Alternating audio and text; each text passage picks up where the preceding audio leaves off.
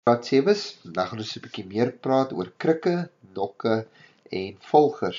En hierdie PowerPoint is natuurlik dus baie belangrik, as ook die hele video, want dit gaan deel vorm van 'n formele assessering wat julle later hierdie kwartaal gaan doen. Nou die eerste ding is gaan kyk, wat is 'n krik? Nou krik, die maklikste verduidelik, is soos 'n slinger. Dit is 'n handvatsel wat jy heeltyd om en om en rond te draai. 'n Krik is 'n aanpassing van 'n tweede klas hefboom. 'n Krik bevat 'n handvatsel, 'n krikarm en 'n krikas. Dis die 3 verskillende afdelings waaruit 'n krik bestaan. Dis 'n voorwerp wat soos 'n slinger lyk en in die rond te draai natuurlik. Nou ek het sommer hier 'n voorbeeld gevat van 'n boersleutel of 'n spanner of 'n wheel spanner soos wat julle dit in Engels sal noem. Hierso is die handvatsel, hierso is die lang stuk as wat natuurlik daar by die moere gaan kom by die wiel wat natuurlik losgedraai moet word as jy jou band wil vervang of hy pap is of iets soos daai. Die ding is, hier gaan jy jou mag insit. Ons sê hy's 'n tweede klas hefboom, die rede daarvoor is want jy gaan hom om en die rond te draai. So jy gaan jou krag insit en daai krag gaan dan op hierdie stuk staaf oorgedra word. So hierdie stuk staaf is dus die las. Baie keer maak mense die fout en sê die wiel met die moere is die las wat losgedraai moet word. Nee, want krag moet altyd omgesit word in iets, altyd oorgedra word. En dis draai dit oor na hierdie stuk staaf wat dis die krikarm is. So jy het die handvatsel, die eerste gedeelte, die tweede gedeelte is die krikarm, en dan die derde gedeelte is die krikas. Nou hierdie ding draai om en die ronde, en julle weet natuurlik 'n steenpunt is 'n stuk staaf wat rondom 'n punt beweeg. En in die geval beweeg hy om die moere. En daar kan jy duidelik sien, die van julle wat nog kan onthou wat ons in kwartaal 1 bespreek het van SLIM, SLM, steenpunt is in die middel, hierso is die eerste klas, tweede klas en dis 'n derde klas, en jy kan jy duidelik sien 'n boersleutel as 'n voorbeeld van 'n tweede klas. Dus krikke is tweede klas hefbome wat 'n bietjie aangepas is. Dan, wat is nog voorbeelde van krikke? Wel, 'n viskatrol, daar sê jy op die handvatsel, die krikarm, en dan natuurlik die as, wat natuurlik draai, en hier het ook 'n potlood skerpmaker, daar is my handvatsel, daar is my krikarm, en my as wat hier inkom, as jy hom nou moet draai in die ronde, sodat die lemma die binnekant die potlood kan skerp maak. Dan 'n ruitslinger, is die handvatsel wat jy in jou kar het, as jy jou ruit wil afdraai. Dat is natuurlik 'n slinger van 'n grammofoon. 'n Grammofoon vir die mense wat jare terug in die 1950s en 60s gebore is. Dit was dan nog iets soos CD-spelers of soos vandag elektronies so Spotify nie. Want hulle met 'n grammofoon musiek gemaak. Dan het jy ook 'n slinger gehad wat jy in die ronde gedraai het, en jy hom so opgewen. En dan hierdie plaat natuurlik gespeel met daai naald wat daarop is. Dan natuurlik 'n domkrag. Ons weet nie lekker weet wat 'n domkrag is nie. Dis 'n jack in Engels. Dis wat jy gebruik om jou kar op te lig as jy jou band wil omruil of vervang natuurlik. Weer eens, jy draai jou handvatsel, jou krikarm, en dan hier is jou krikas. En jy sal sien, alles hierdie bied meganiese voordele. Ons sal nou vir jou verder wys. En dan natuurlik 'n baie bekende enetjie wat jy dalk daagliks gebruik, of een keer 'n week oor 'n naweek, is natuurlik jou fiets. Die pedaalstelsel, daar kan jy duidelik sien, hier is die plek waar jou voet neersit, dis nie 'n handvatsel nie, maar 'n voetruststuk, en dan 'n krikas, en as jy gaan oorkom, 'n krikarm, en dan 'n krikas, wat dan hier volg. Trap hierso, krag word hier oorgedra, om dis die ratte so te laat beweeg. Om eens verder aan te gaan, gaan ons kyk, wat is die funksie van 'n krik? Wel, hy het 2 funksies. Die krik verander die rigting van beweging. En dan die tweede enetjie, 'n krik verhoog die meganiese voordeel deur die afstand tussen die handvatsel, dis die handvatsel hierso as jy iets in die ronde draai, en die sentrale as, daai asgedeelte, te vermeerder. Want hoekom? Net soos in kwartaal 1 het ons mos gesê, hoe verder die mag van die steenpunt af is, hoe meer meganiese voordeel bied 'n meganisme. Nou in die geval, hier is my handvatsel, my hand is daarom, ek wil hom draai, kom ons sê, hier is by 'n put, wat jy water wil uithaal uit 'n emmer uit, soos in die ou tydse dae, en dan dis, hier is my krikarm, die lasgedeelte, waar die krag oorgedra word, en dan dis, hier is my as. Maar nou kyk gou die afstand van die mag na die steenpunt wat hier in die rondte draai. Dit is 150 en kom ons sê bijvoorbeeld centimeter.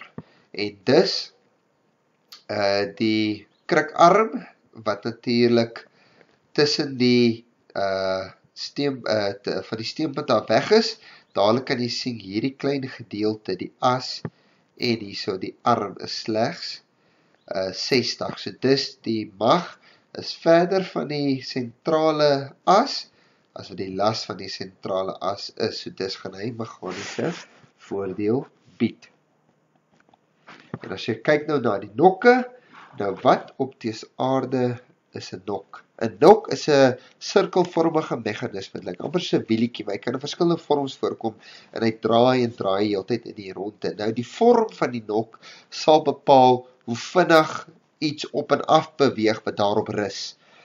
Dit kan 'n roterende beweging of 'n wederkerige. Wederkerige is heen en weer, met ander woorde op of af. Roterend, draai maar dis net in die ronde. So dis die twee bewegings wat 'n nok. En in die geval hierdie onder, dis nokke, so het 'n sirkelvormige nok, 'n peervormige nok en 'n slakvormige nok, want dit lyk so slakse dop. So dadelik kan jy nou sien, as ek nou byvoorbeeld, hierso kom my as mos nou in, en hy draai en draai in die ronde. So aan mekaar as my as draai en hy kom tot hierso, gaan hy lig. As ek hom weer draai en hy kom, gaan hy een keer lig.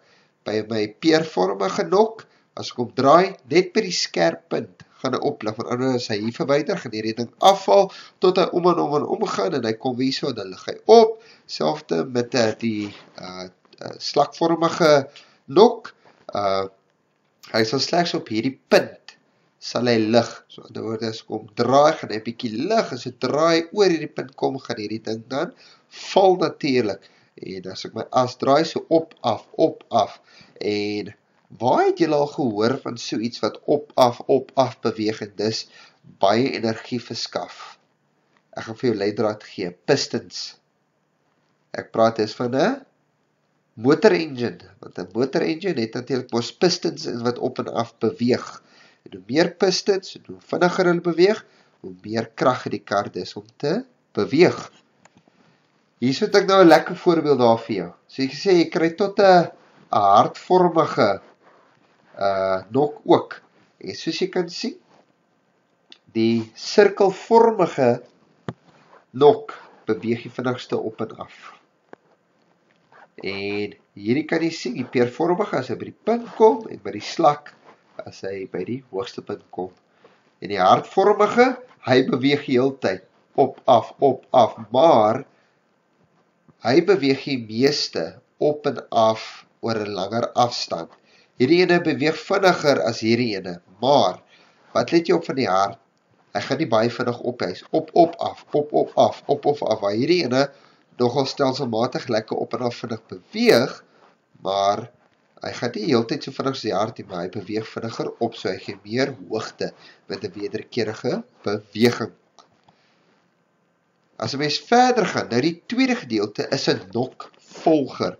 Nou hierso is die krik, wat ons nou eerste mos bespreek het, daar is my handvatsel, daar is my krikarm, en dis hierso is my sentrale as, en as jy natuurlik hier gaan kyk, hierso is my nok, in die geval slakvormige nok. Julle kan nie lekker aan die agterkant sien, maar hy maak so 'n punt, daarso. Dis kom my slakvormig, dis heeltemal 'n ronde sirkelie. En in die geval, gaan dit wederkerende beweging veroorsaak. Nou die rede daarvoor is, 'n wederkerende beweging, as hierdie ding heeltyd draai, onthou die volger is presies in die middel van hierdie nok geplaas, presies in die middel, so dan gaan hy op en af beweeg. Maar nou aan die een kant, sien jy, hierso staan roterend, so hy draai weer die ronde, hierdie volger, en hierdie beweeg weer op en af. Nou vrou meneer, maar hoe is dit moontlik? Gaan kyk gou mooi na die detail van hierdie prentjies. Duidelik kan jy sien, die nok en die volger is presies in die middel op mekaar. Maar nie hier nie. Hier kan jy sien, die volger steek 'n stuk way oor in hierdie kant.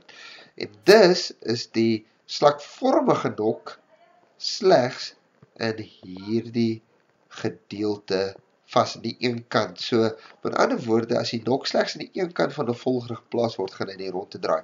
plaas die nok en die volger presies in die helfte op mekaar in die middel, dan beweeg hy op en af. So dis hoekom hy wederkerend en roterende bewegings kan veroorsaak.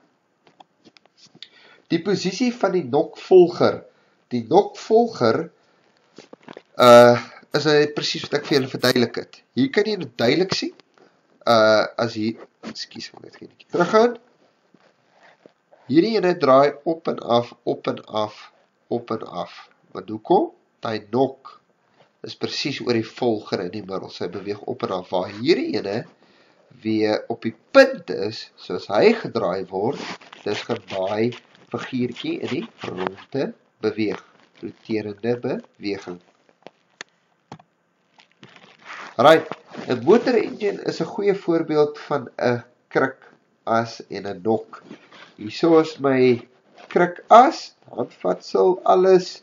En hier is my as, wat hy draai en draai sy slinger in die ronde. Hierso is my nokke met hulle volgers en hulle beweeg in verskillende op en af bewegings. En dis die pistons natuurlik van die engine. En hoe vinniger hulle beweeg en hoe meer pistons is, hoe meer energie kan verbrand word en hoe meer krag in die kar is om te kan ry natuurlik. En hier is ook 'n baie mooi voorbeeld. Hy draai die ronde, so hy is die peervormig, hy is ovaalvormig, so hy gaan stelselmatig lekker vinnig op en af beweeg. As hy nou net 'n sirkel was, sou hy net aan die een kant gelig het, dan was hy al die pad omgekom het tot hy weer gelig het. Want omdat hy ovaal is en 2 punte het, gaan hy 2 keer so vinnig dus beweeg. Right, voorbeelde van nokke en nokvolgers. As jy mens kyk, 'n naaimasjien is 'n voorbeeld, en hy beweeg op en af. 'n lasersnyer wat heen en weer kan beweeg, en natuurlik 'n 3D drukker wat ook nokke en volgers het wat op en af kan beweeg. Nog voorbeelde van autonome, in Engels word dit 'n outomata genoem. Nou, 'n outomata verwys na automation, outomaties, wat met ander woorde, as iets draai, beweeg die res van self. Dit is wat eintlik autonoom in Afrikaans ook beteken.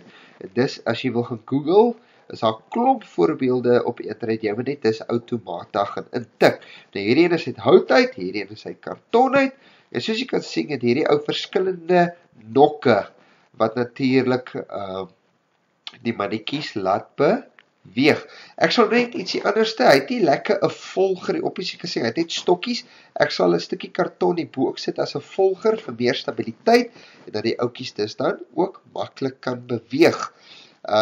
In hierdie geval het die ou hout gebruik, jy kan sê, hy het 'n slakvormige nok gebruik, en om hierdie mannetjie te wys, hy trap iets plat natuurlik. En dis min of meer wat julle ook gaan doen in julle assessering. Julle gaan vir my so autonoom moet bou, die vorm van 'n poppekas. En dis net baie meer kleurvol maak met 'n spesifieke tema. Reg, tot 'n volgende keer, lekker dag.